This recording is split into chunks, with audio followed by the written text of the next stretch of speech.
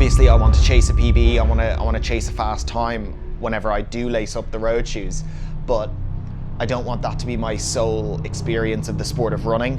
But all of that being said, you come to flat cities to run fast. I want to run fast.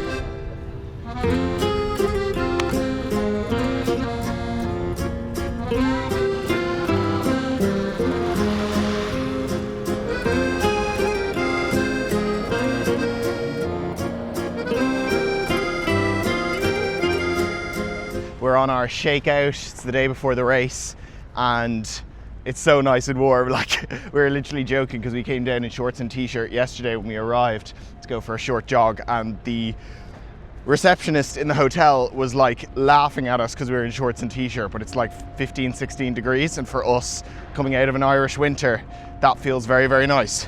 You can see Vesuvius behind me there. Pretty epic castle. We're in a very nice little square. Yeah. Landed in Naples last night. Travel was a little bit crap, to be honest. Here for Naples half marathon tomorrow. First time doing a half marathon on the road. Obviously, all of my training this year was focused towards Arc of Attrition in January, which is a very, very different training to training for about an hour of running around some flat roads.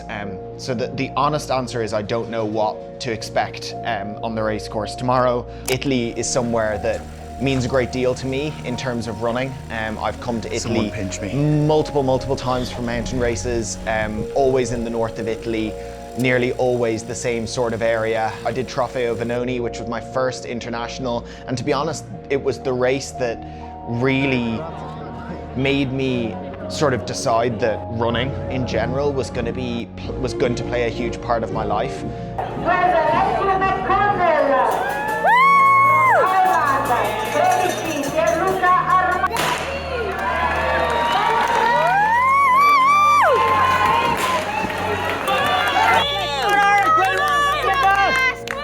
Up until the point when I did Vanoni in 2021, I'd never really thought of running as something that I could really actually be good at and something that I could really focus on. And I think experiencing Vanoni that first year and running a time at that race and being around people that would have represented their country, and it's sort of like a Europe-wide thing. Being exposed to that relatively early on in my running journey, being given that opportunity, was something that definitely propelled me on. So it's nice to be back in Italy, even though it feels very, very different to be in the south of Italy running a road race than the north of Italy running a mountain race. I don't really love the culture of chasing a time, the culture of chasing a place, like going to a place just to run fast.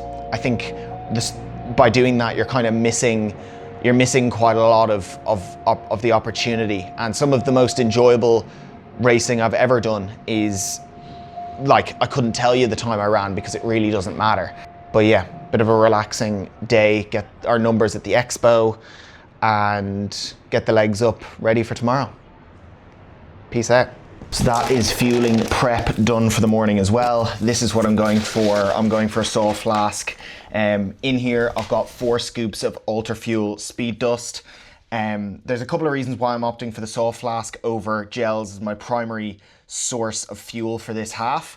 One is ease of use. I can just sip away on this instead of faffing around with gels. I also feel like I can be a lot more intuitive with my fueling as opposed to being much more prescriptive with gels. But I have 90 grams of carbs in this small little bottle. Don't need to worry about hydration, don't need to worry about fueling. Just finish this bottle before I kick on. That is literally my plan. I will take a caffeine gel at the start line. I'll probably bring 2 with me, have one when I get into the starting corral, and have one 10 or 15 minutes before the start, and that should have me riding the crest of that caffeine kick throughout the race.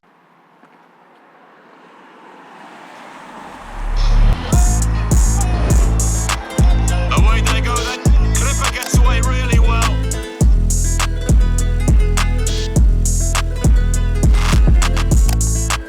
As these top national standard athletes move through, and they're all on sub 70-minute tempo.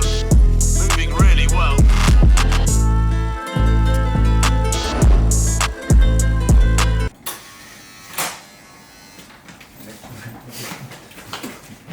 minutes of running. All right. Whew. Hi.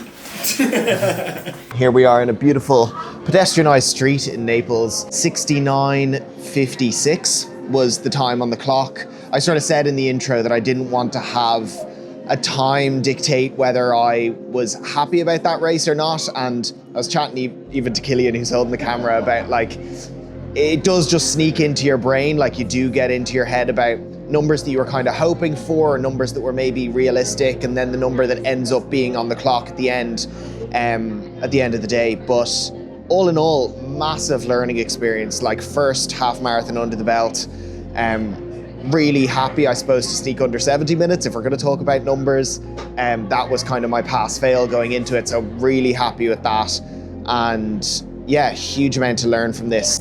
One of the big takeaways from this whole thing, I think, is there's nothing magic about running fast times. You have to train specifically and know how to do the race, know how to execute the race. And if you put those two things together, you stand a chance of running fast on the day. But the truth is, I didn't train specifically for this half marathon. It was a hard session in the build-in to the trail season, which is coming thick and fast. The next episode of this is probably going to be a bit of a training episode, and then we're going to be straight into the sort of mountain season. So can't wait to bring you that. And yeah, thanks very much for watching. And big shout out to Killian Mooney, who's holding the camera, who went sub 64. He can't do it. That's perfect. Thank you.